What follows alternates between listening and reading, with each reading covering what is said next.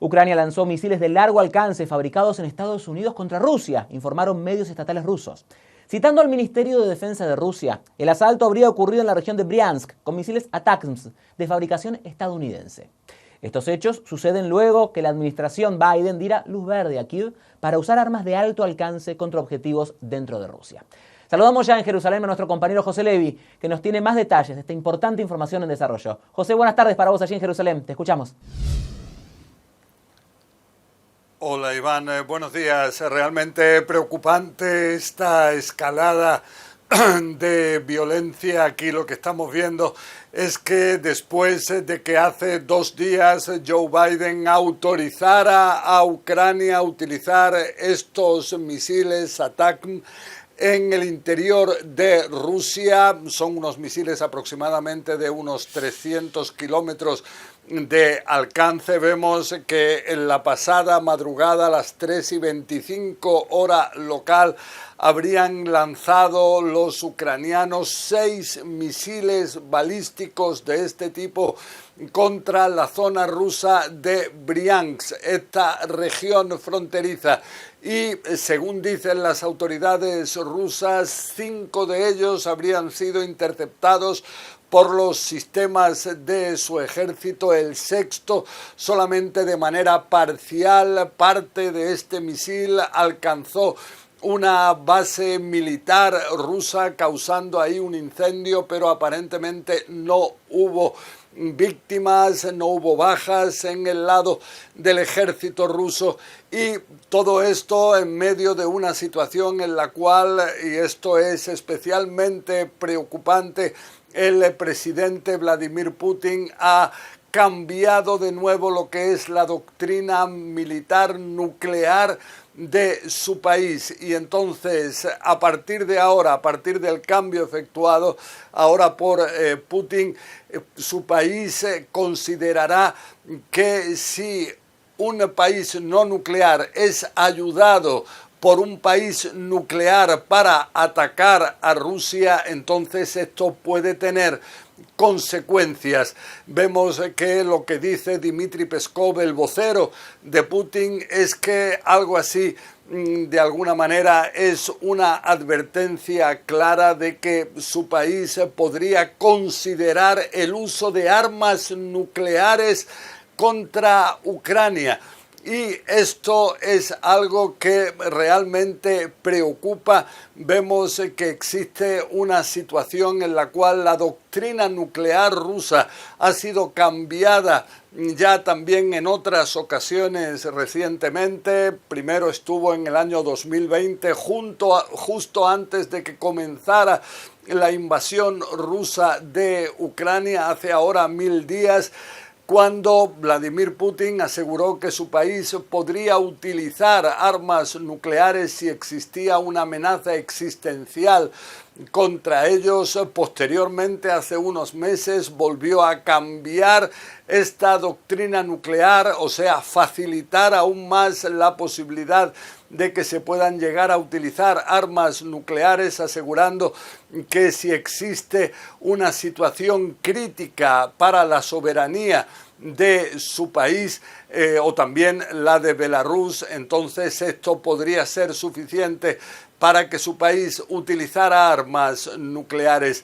Todo esto en una situación en la cual en los últimos días hay que señalar que Rusia ha incrementado sus ataques en el interior de Ucrania, muy especialmente contra objetivos energéticos. Son ataques con misiles, ataques con drones.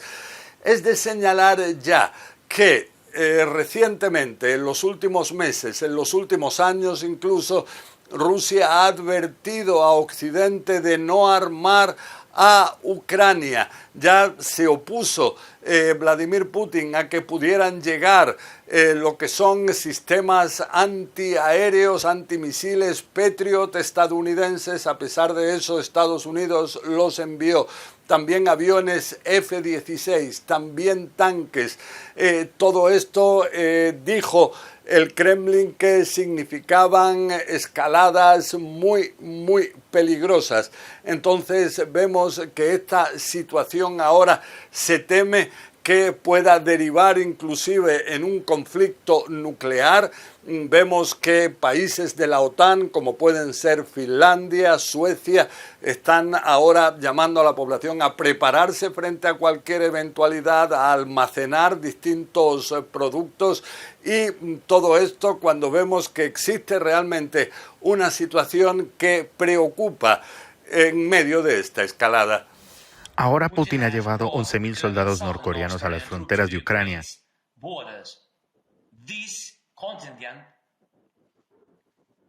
Este contingente puede aumentar a 100.000, mientras algunos líderes europeos podrían pensar en unas elecciones. Putin está centrado en ganar esta guerra. No se detendrá por sí solo.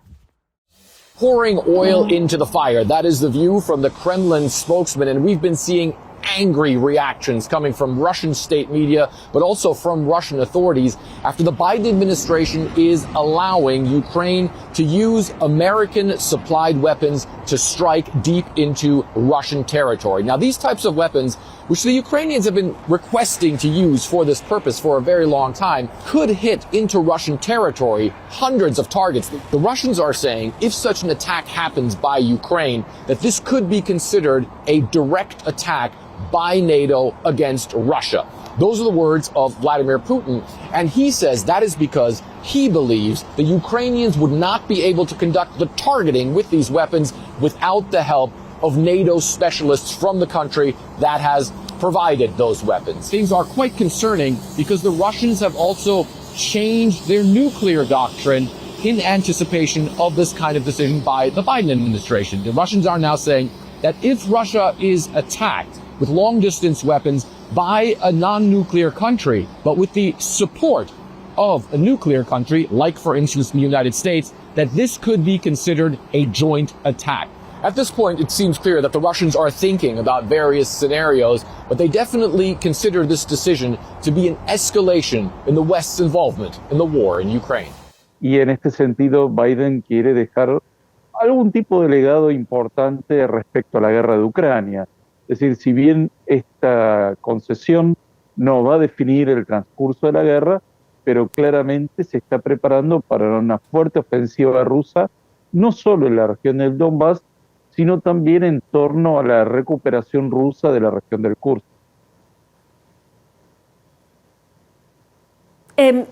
¿Depende solo esta decisión, se debe interpretar como una victoria solo porque lo anuncia Estados Unidos, o qué pasa con el resto de los aliados, con Alemania, etcétera, en términos de apoyo para que se solidifique y se fortalezca esa estrategia?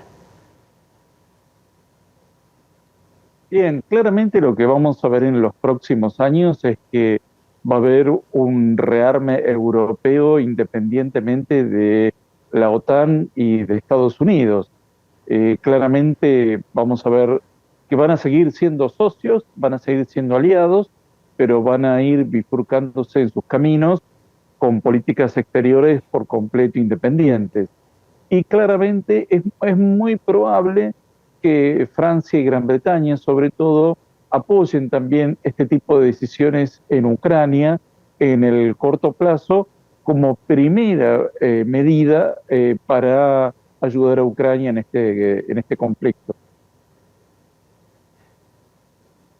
Ahora, Ricardo, estamos hablando cuando ya se habla también bueno, estamos hablando de la participación de tropas norcoreanas en esa región de Kursk. ¿Cuál es la apuesta del presidente Zelensky cuando además hemos hablado de pocas victorias significativas en el propio territorio ucraniano? Sí, lo que estamos viendo es que claramente Vladimir Putin primero no tiene la cantidad suficiente de tropas rusas para combatir en territorio ucraniano y mucho menos para recuperar la región del Kursk, y tiene que recurrir a tropas norcoreanas. Por otro lado, está intentando avanzar lo más rápido posible antes del 20 de enero para, de alguna forma, consolidarse en el territorio y después poder negociar sobre los hechos consumados. Con lo cual, la concesión que está haciendo Estados Unidos en que se utilicen misiles de largo alcance que puedan atacar objetivos rusos, bueno, esto va a equilibrar bastante la balanza, a favor de Ucrania, con lo cual, bueno, ahí la fórmula de territorios por paz no va a ser tan clara en la mesa de las negociaciones.